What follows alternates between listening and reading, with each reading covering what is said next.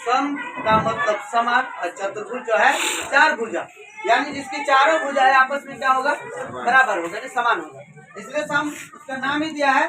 तो सम चतुर्भुज हम लोग इस तरह बना लेते हैं। थोड़ा सा छोटा हो गया, कोई दिक्कत नहीं है।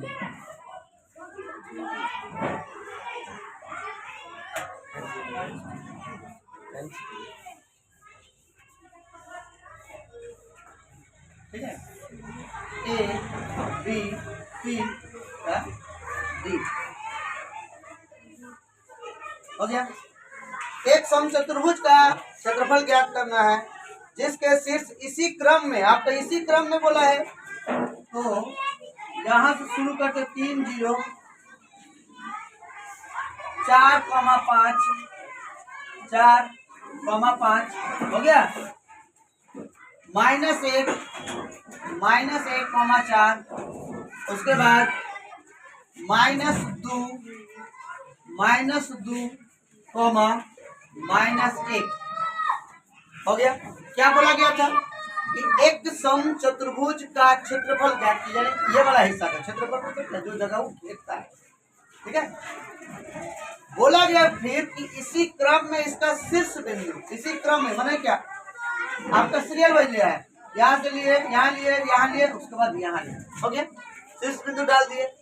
अब संकेत में दिया है कि सम चतुर्भुज का क्षेत्रफल, संकेत लिखिए, संकेत में दिया है क्या, संकेत में दिया है कि सम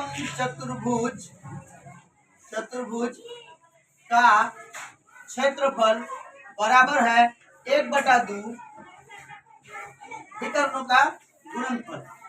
फॉर्मूला लिखे यहाँ पे 1/2 ब्रैकेट में उसके विकर्णों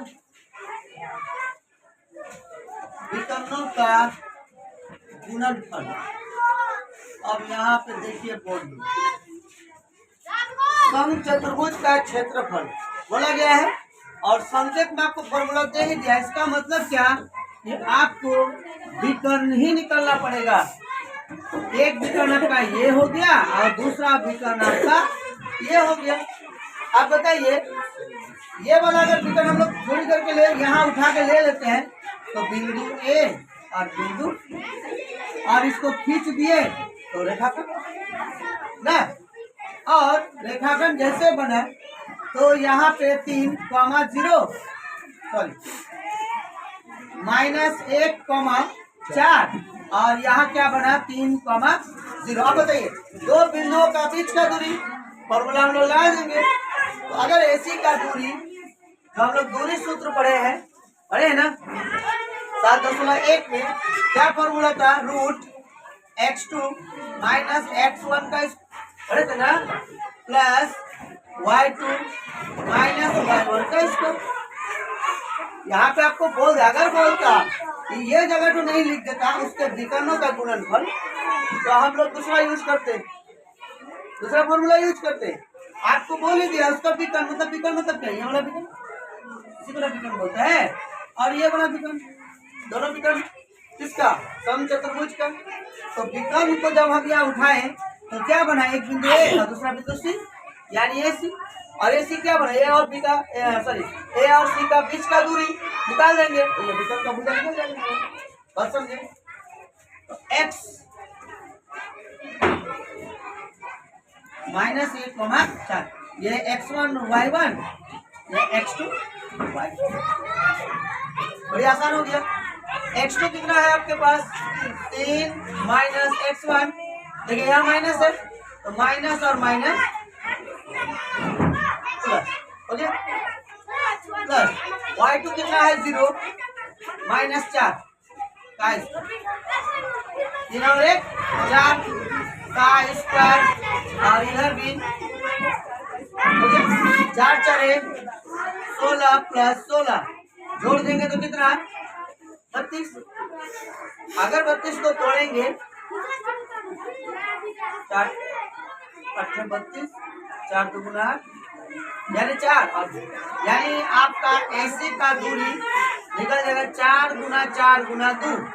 एसी बराबर कितना है 4 √2। यानी ये वाला विकर्ण का दूरी मेरा इतना आया, ठीक है। उसी तरह हम किसका निकालेंगे, बिंदु बी और डी का,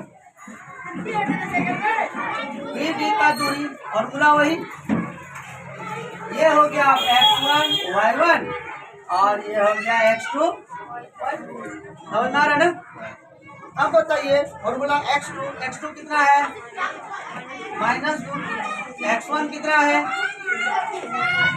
4 का स्क्वायर, 4 माइनस क्या ये आगे माइनस अच्छे से तो माइनस दे दी। वो फॉर्मूला तो फॉर्मूला क्या था उसके y2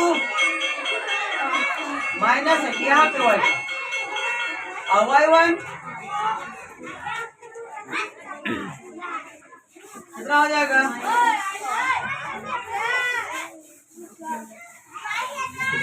36 प्लस 36 कितना आ गया 72 तक तोड़ेंगे तो कितना आएगा 3 या 9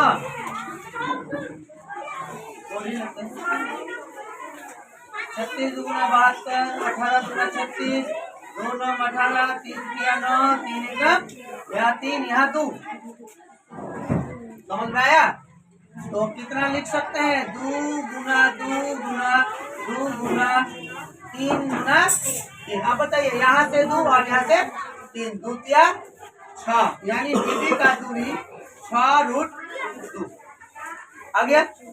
AC और BD का आपका वैल्यू आ गया। अब निकाल देंगे गुणनफल।